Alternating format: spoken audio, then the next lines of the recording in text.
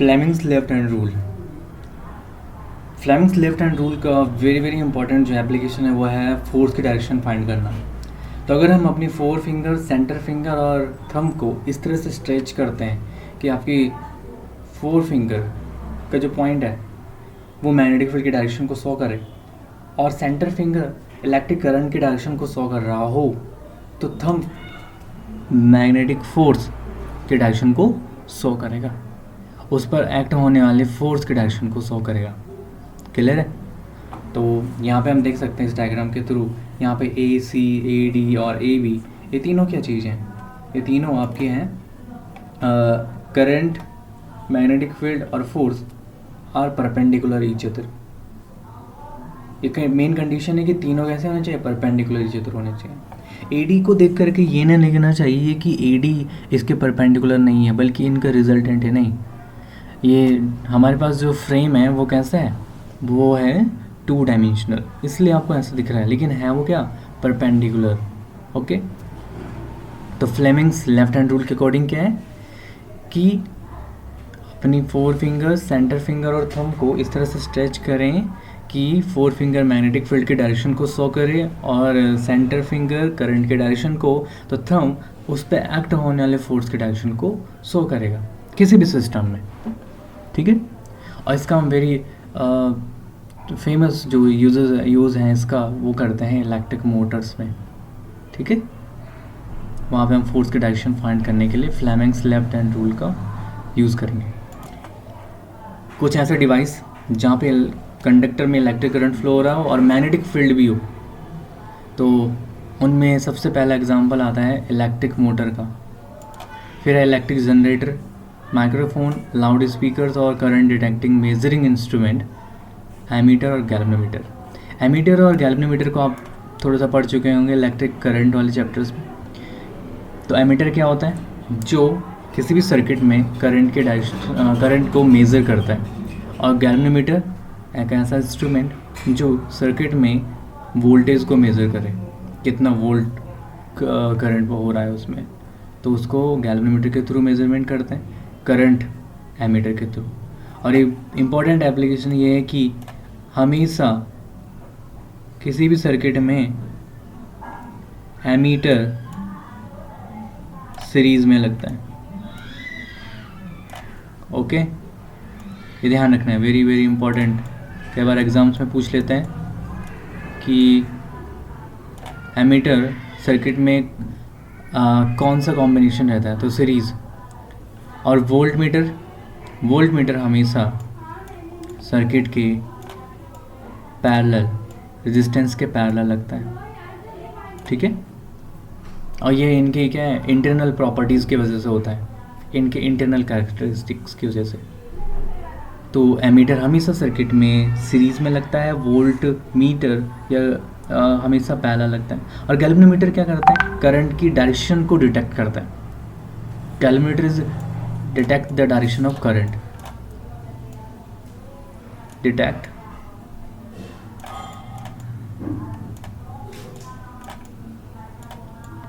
the direction of current,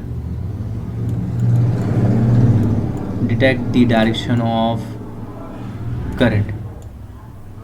ठीक है, कि करंट कौन से डायरेक्शन में फ्लो हो रहा है, लेफ्ट, राइट। ठीक है, और अगर गैल्वेनोमीटर के नीडल 0 पे है तो उसको बोलते हैं नल पॉइंट। क्या कहते हैं? Null point. गैल्वेनोमीटर कुछ इस तरह से रहता है। ठीक है जी, एज अ गैल्वेनोमीटर। तो ये कुछ ऐसा डिवाइस है हमारे पास जो जिनमें करंट फ्लो हो रही हो किसी कंडक्टर में और मैग्नेटिक फील्ड भी है। इलेक्ट्रिक मोटर हो गया, इलेक्ट्रिक जनरेटर हो गया, माइक्रोफोन्स हो गया, लाउड स्पीकर्स हो गए। तो ये वेरी वेरी इंपॉर्टेंट इसके फेनोमेना है, एप्लीकेशंस हैं। तो अब हम बात करने वाले इनके सबसे पहले इलेक्ट्रिक मोटर की। ठीक है, सबसे पहले हम बात करने वाले इलेक्ट्रिक मोटर की। इलेक्ट्रिक मोटर एक ऐसा डिवाइस जो इलेक्ट्रिकल एनर्जी को मैकेनिकल एनर्जी में कन्वर्ट कर दे, वो कहलाता है इलेक्ट्रिक मोटर। जनरली जो इलेक्ट्रिक मोटर होता है उसे डीसी मोटर भी कहते हैं, बिकॉज जो कॉमन इलेक्ट्रिक मोटर रहता है वो वर्क करता है डायरेक्ट करंट पे। डायरेक्ट करंट क्या होता है? अगर करंट किसी टाइम इंटरवल में चेंज नहीं हो रही हो, करंट कैसी हो? कांस्टेंट। करंट कैसी हो? कांस्टेंट। ठीक है, करंट कैसे मूव कर रही हो? कांस्टेंट। तो उसे बोलते हैं हम डीसी, डायरेक्ट करंट। ये किसका ग्राफ है? डायरेक्ट करंट का। और इसीलिए डीसी मोटर को हम डीसी मोटर या डायरेक्ट मोटर, करंट मोटर भी कहते हैं। और इलेक्ट्रिक मोटर करता क्या है? ये इलेक्ट्रिक एनर्जी को चेंज करता है मैकेनिकल एनर्जी में। ओके, वेरी सिंपल है। प्रिंसिपल ऑफ मोटर, तो इसका प्रिंसिपल बहुत सिंपल है। रेक्टेंगुलर कोयल को अगर मैग्नेटिक फील्ड्स के बीच में रख लिया जाता है, कि प्लेस में रख लिया जाता है, मैग्नेटिक फील्ड कैसे होते हैं यहाँ पे? परमानेंट मैग्नेट, एन और एस पोल। ठीक है, परमानेंट मैग्नेट। अभी हमने इससे पहले पढ़ा था ना, सॉफ्ट आयरन कोर और स्टील। ठीक है, सॉफ्ट आयरन कोर क्या होता है? इलेक्ट्रोमैग्नेट। और जो स्टील होता है वो परमानेंट मैग्नेट होता है। तो जो परमानेंट मैग्नेट होते हैं उनको वहाँ पे, उनके बीच में अगर किसी कोयल को रखा जाता है और करंट पास कराते हैं कोयल में, तो इसमें एक फोर्स एक्ट करता है जिसकी वजह से कोयल रोटेट होती रहती है। क्लियर? देखा ना, फ्लेमिंग्स का लेफ्ट हैंड रूल लग रहा है कि मैग्नेटिक फील्ड भी है, करंट भी है और फोर्स एक्ट कर रहा है, and they are perpendicular each other. तो ये प्रिंसिपल ऑफ मोटर, कोयल्स को रोटेट कराना ही। अब मोटर का कुछ कंस्ट्रक्शंस है। एन इलेक्ट्रिक मोटर जो होती है वो ABCD रेक्टेंगुलर कोयल है। इसका डायग्राम हम अगले पेज में देखेंगे। तो ये कैसे होती है? इंसुलेटेड कॉपर वायर होती है इसमें माउंट करी हुई। और ये कैसे मैग्नेट होता है यहाँ पे? Horse shoe type magnet, permanent magnet, जिसमें N और S दो पोल होते हैं और उनके बीच में जो कोयल होती है वो फ्रीली रोटेट कर सकती है। इसके कुछ इंपॉर्टेंट पार्ट्स हैं। सबसे पहले शाफ्ट जो होता है लॉन्ग सिलेंड्रिकल रोटेटिंग रॉड होती है जो कि कोयल्स के बीच सेंटर में लगी हुई रहती है, जिसके अराउंड अस कोयल क्या करती है? रोटेट करती रहती है। ठीक है, एक एंगुलर वेलोसिटी से, ओमेगा। फिर बात करते हैं हम कॉम्यूटेटर, स्प्लिट रिंग। ये क्या करते हैं? ये device which reverse the current, direction of current through a circuit. जैसे रोटेट कर रही है कोयल, ठीक है, सपोज एंटी क्लॉकवाइज में, तो ये करंट को उसके रिवर्स डायरेक्शन में कर देते हैं स्प्लिट रिंग या कॉम्यूटेटर, वहाँ पर डायरेक्शन चेंज करने के लिए। ठीक है, कोयल्स के डायरेक्शंस को चेंज करने के लिए। कि अगर एक तरफ ही घूमती रहेगी तो क्या होगा? मैग्नेटिक फील्ड्स के हमेशा परपेंडिकुलर रहेगा। तो जैसे वो रोटेट करता है तो करंट उसके ठीक अपोजिट डायरेक्शन में ये कॉम्यूटेटर यूज़ होते हैं, जो कि उसको रिवर्स डायरेक्शन में कर देते हैं करंट को, जो सर्किट में फ्लो हो रही हो।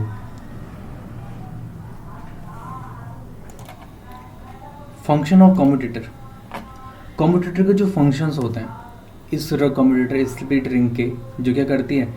करंट के डायरेक्शन को रिवर्स कर देती है कोयल में। तो ये करते हैं the direction of current flowing through the coil every time the coil just passes the vertical position during a revolution. कि जब कोयल्स क्या होगी? मैग्नेटिक फील्ड्स के वर्टिकल डायरेक्शंस में होगी, तब वहाँ पर हमें क्या मिलेगा? मैक्सिमम पॉइंट्स मिलेंगे। मतलब करंट वहाँ पे क्या होगी? मैक्सिमम होगी। लेकिन जैसे ही पैरेलल हो जाएगी कोयल मैग्नेटिक फील्ड के डायरेक्शन के, तो उस समय हमारे पास क्या होगा? Zero current. मीन्स वो हमारे पास से पॉइंट होंगे नल, ज़ीरो करंट वहाँ पे होगी। लेकिन अगर हम बैटरी को डायरेक्टली ज्वाइन नहीं करते हैं इस कोयल में, किसकी मदद से ज्वाइन करते हैं? कॉम्यूटेटर के, जो हाफ रिंग्स होती हैं। अब हम देखेंगे डायग्राम्स में किस तरह से होता है। ठीक है, जी, बैटरी को डायरेक्ट ज्वाइन नहीं करते हैं। P और Q दो हमारे पास क्या होता है? टर्मिनल होते हैं। इनके थ्रू हम क्या करते हैं? वहाँ पर इस कोयल को ज्वाइन करते हैं। और ये हैं आपके C1 और कार्बन ब्रशेस, जिसके थ्रू इन स्प्लिट रिंग को क्या कर रहा है? कनेक्ट करा हुआ है। ठीक है,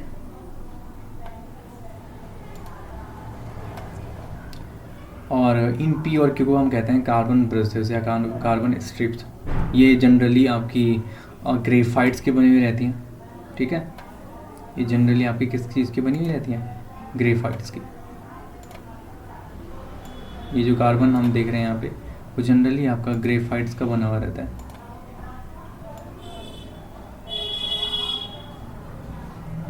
ग्रेफाइट, कार्बन की दो फॉर्म होती है ना, ग्रेफाइट और डायमंड। तो यहाँ पर डायमंड का यूज़ नहीं करते हैं, ठीक है। कार्बन का जो फर्स्ट फॉर्म होता है ग्रेफाइट, इसका यूज़ किया जाता है। अब यही ब्रशेस का क्या है, फंक्शन क्या है? ब्रशेस का फंक्शन है कि जो भी करंट या करंट प्रोड्यूस हो रहा है तो उसको क्या करता है, ब्रशेस के थ्रू एक्सटर्नल सर्किट में सप्लाई कर देता है, ठीक है। और रोटेटिंग रिंग के साथ ये मेंटेन रखता है उसके कनेक्शन को, ऐसा नहीं कि ब्रेक हो जाता है वहाँ पे। तो ये कार्बन ब्रेसेस वहाँ पे क्या करता है, कोयल्स के साथ उसके कनेक्शन को मेंटेन करके रखता है और कम्यूटेटर के साथ, ओके। तो ये एक जनरल डायग्राम है किसका, इलेक्ट्रिक मोटर का। और ये देख रहे हो आप, ये लगे हुए हैं एन और एस आपके परमानेंट मैग्नेट है। दिस इज अ एन और S is a permanent magnet, ठीक है। ये आपके परमानेंट मैग्नेट है, ठीक है। और ये कम्यूटेटर रोटेट कोयल हैं और ये ब्रेसेस हैं, कार्बन ब्रेसेस जो कनेक्ट होते हैं बैटरी से। और ये देखो, जब मैग्नेटिक फील्ड के डायरेक्शन में पैरेलल होगा तब हमारे पास जीरो करंट फ्लो होगी, लेकिन जब ये परपेंडिकुलर हो जाएगा ये कोयल ए बी सी डी, तब हमें क्या मिलेगी, मैक्सिमम करंट मिलेगी। और ऑलवेज भी ये कैसे मूव करते रहते हैं, ये direction rotation of coil is anti clockwise rotation करती हैं, ठीक है।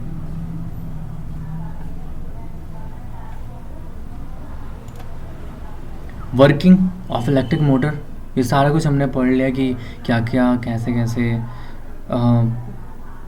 इलेक्ट्रिक एनर्जी मैकेनिकल एनर्जी में कन्वर्ट होती है। तो ये हमने लिख लिया कि रेक्टेंगुलर ABCD कोयल है और मैग्नेटिक पोल्स के N और S के बीच में रखा हुआ है और current pass through it continuously. So when current is pass into the coil, तो ये क्या प्रोड्यूस करती है, मैग्नेटिक फील्ड अराउंड इट।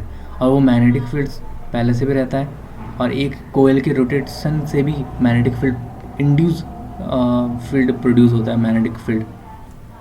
और जब ये हाईली मैग्नेटिक फील्ड हो जाता है तो वो क्या करता है, कोयल को रोटेट करते रहता है कंटिन्यूसली। और जो सॉफ्ट होते हैं अटैच होते हैं कोयल से और इसको आल्सो उसके साथ रोटेट होता रहता है। तो इस तरह से हमारी जो इलेक्ट्रिक एनर्जी और मैकेनिकल एनर्जी में क्या जाती है, चेंज हो जाती है। इलेक्ट्रिक मोटर के बहुत सारे यूजेस हैं हमारे। Electric motor is use in electric fans हो गया, वॉशिंग मशीन हो गया, रेफ्रिजरेटर हो गया, मिक्सचर हो गया और ग्राइंडर हो गया, इलेक्ट्रिक कार्स हो गया, मैनी अदर एप्लायंसेस हो गए जिनमें हम क्या करते हैं, इलेक्ट्रिक मोटर्स का यूज़ करते हैं अपने जनरल लाइफ। अब इसके बाद हम पढ़ने वाले हैं एक वेरी इंपॉर्टेंट एप्लीकेशन, वो क्या है, वो है इलेक्ट्रोमैग्नेटिक इंडक्शन। तो इलेक्ट्रोमैग्नेटिक इंडक्शन होती है generally production of electricity from magnet. देखो अभी तक आप क्या कर रहे थे, अभी करंट पास हो रहा था और करंट के अराउंड मैग्नेटिक फील्ड प्रोड्यूस हो रहा था, क्लियर, जो कि ऑस्टेड ने भी एक्सपेरिमेंट करा था अपना। लेकिन फैराडे सर आए, फैराडे सर ने क्या करा कि एक कोयल ली और उसमें काफ़ी ज़्यादा हाई स्पीड से एक मैग्नेट पास करा। तो जब पास करा मैग्नेट को तो उसके चारों तरफ क्या हो गया, इलेक्ट्रिक करंट प्रोड्यूस हुआ। इनको इस एक्सपेरिमेंट को करने में काफ़ी ज़्यादा टाइम लगा, ठीक है। तो एक दिन ये ऐसे ही झुंझला करके जब इन्होंने इस एन और एस दिख रहा है, ये मैग्नेट है, ये क्या है, एक मैग्नेट, ये मैग्नेट है। इस मैग्नेट को तेज़ी से फेंका तो ये कोल्स के बीच में गया, तो ये इस वोल्ट मीटर में कुछ डिफ्लेक्शन हुआ। बस कहानी शुरू यहीं से हुई कि मैग्नेट के थ्रू भी इलेक्ट्रिक फील्ड प्रोड्यूस हो सकता है। जो अभी तक हम पढ़ रहे थे कि किसी कोयल में या किसी भी कंडक्टर में अगर करंट फ्लो हो रहा हो तो उसके around us magnetic field produce हो जाता है, लेकिन अब कहानी कुछ बदल गई। कहानी बदली कैसे कि मैग्नेटिक फील्ड की वजह से इलेक्ट्रिक फील्ड प्रोड्यूस हो रहा था। तो इसी को बोलते हैं electromagnetic induction. Actually electromagnetic induction होता क्या है कि जैसे ही इस मैग्नेट इस कॉइल के बिटवीन मोशन करता है तो इसमें एक इंड्यूस ईएमएफ, इसमें फ्लक्स चेंज होता है। ठीक है, मैग्नेटिक फ्लक्स चेंज होता है। फ्लक्स क्या होया? Number of magnetic field lines passing through a area, और परपेंडिकुलर होना चाहिए ये कंडीशन। मैग्नेटिक फील्ड लाइंस अगर पास होती हैं किसी भी एरिया से तो उसे बोलते हैं फ्लक्स। फ्लक्स चेंज होता है, उसकी वजह से इंड्यूस ईएमएफ प्रोड्यूस हो जाता है, और जैसे इंड्यूस ईएमएफ प्रोड्यूस होता है तो उसकी वजह से इंड्यूस करंट प्रोड्यूस हो जाती है। और जब इसमें डिफ्लेक्शन आया, और इंड्यूस करंट प्रोड्यूस होने का मतलब ही तो है इलेक्ट्रिक करंट प्रोड्यूस होना। समझ में आया? तो ये है इलेक्ट्रोमैग्नेटिक इंडक्शन। नेक्स्ट अब हम बात करने वाले हैं इंड्यूस करंट। तो इंड्यूस करंट जो भी प्रोड्यूस हुआ था उसके बारे में। इंड्यूस करंट क्या होता है? जो भी current produce by moving a straight wire in a magnetic field is called induce current. किसी स्ट्रेट वायर में जो करंट प्रोड्यूस होती है मैग्नेटिक फील्ड में, ठीक है, उसे कहते हैं इंड्यूस करंट। और the process of electromagnetic induction has lead to the construction of generator. अभी तक जो पहला वाला प्रोसेस था जिसमें मैग्नेटिक फ्लेमिंग्स का लेफ्ट हैंड रूल पढ़ा था हमने, वो इलेक्ट्रिक मोटर से लेता। लेकिन जो इलेक्ट्रोमैग्नेटिक इंडक्शंस होता है वो उसका जो इम्पोर्टेंट कंस्ट्रक्शंस है वो हम उसके थ्रू हम यूज़ करते हैं इलेक्ट्रिसिटी प्रोड्यूस करने में जनरेटर्स के थ्रू। ठीक है, बड़े बड़े पावर स्टेशन में। और galvanometer is an instrument which can detect the presence of electric current, कि इलेक्ट्रिक करंट कहाँ प्रेजेंस है, किस डायरेक्शन में। तो ये करंट के डायरेक्शन को डिटेक्ट करता है। Fleming's right hand rule.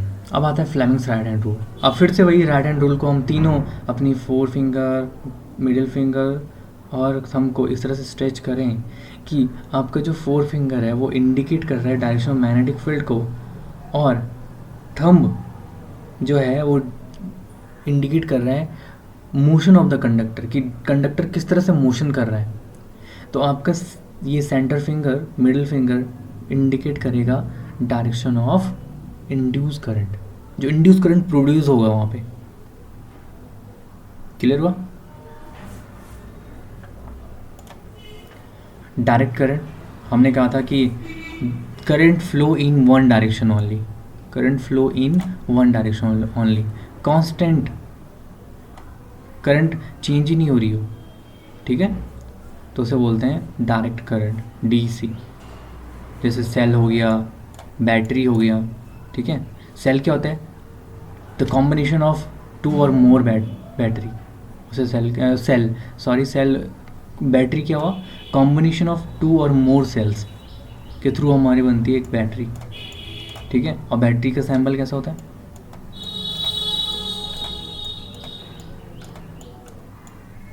ठीक है, this is a positive terminal और this is a negative terminal. जो ये पॉजिटिव टर्मिनल होता है और ये छोटा नेगेटिव टर्मिनल होता है, इसे बोलते हैं हायर पोटेंशियल, इसे कहते हैं लोअर पोटेंशियल, इसे कहते हैं higher potential.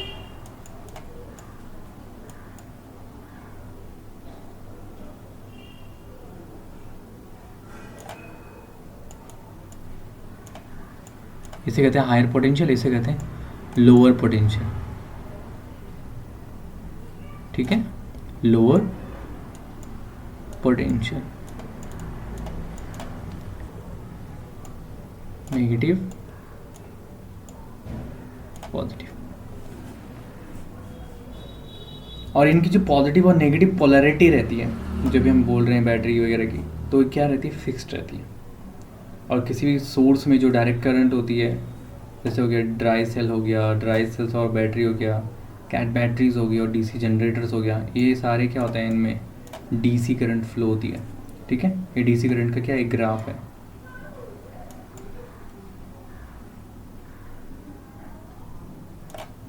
Graph of DC current. हम बात करते हैं अल्टरनेट करंट। अल्टरनेट करंट क्या है? कोई भी करंट है किसी भी टाइम इंटरवल में चेंज हो रही हो रेगुलरली, अल्टरनेटिवली चेंज हो रही हो, मतलब पॉजिटिव नेगेटिव, तो उसे बोलते हैं अल्टरनेट करंट। ठीक है। और मोस्ट ऑफ द जो पावर स्टेशन है इंडिया के, वो जनरेट करते हैं अल्टरनेट करंट। जैसे कि डैम हो गया, डैम से भी डायरेक्ट हमारे पास क्या मिल रही है? अल्टरनेट करंट ही आती है। ठीक है। और जो बैटरीज वगैरह हैं उन पे डायरेक्ट करंट होता है। तो अल्टरनेट करंट ज़्यादा हार्मफुल होती है डीसी।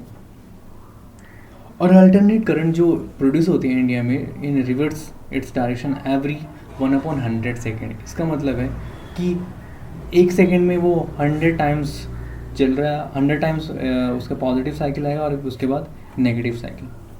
जनरली जो इसका ग्राफ होता है, ठीक है, वो कैसा होता है ग्राफ?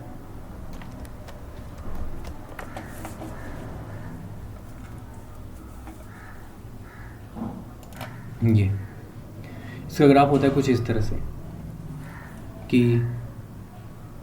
सिनसॉइडल एक साइन वेव निकलती है, वेव फॉर्म की फॉर्म में अल्टरनेट करंट का ग्राफ होता है किसी लॉन्ग डिस्टेंस के लिए। ये हो गया इसका पॉजिटिव पोलैरिटी और ये नेगेटिव पोलैरिटी। लेकिन अगर हम डीसी का ग्राफ देखते हैं, डीसी का, तो डीसी का ग्राफ कुछ ऐसा आना था।